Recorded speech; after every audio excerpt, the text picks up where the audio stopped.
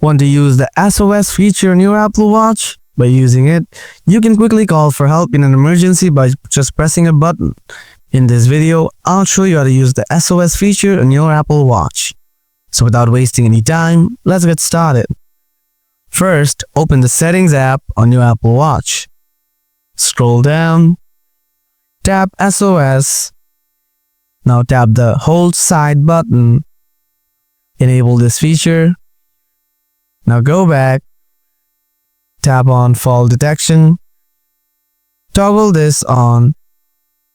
Now go back. Press and hold the side button continuously until the emergency call slider appears on the screen. This might take a few seconds. Drag the emergency call slider to the right, and it will start to call the emergency service number. This is how you can use the SOS feature on your Apple Watch. Hope you enjoyed this video. Don't forget to hit the like button. If you have anything to ask, let me know in the comment section below. Thanks for watching. See you in another video. Till then, stay tuned. Goodbye.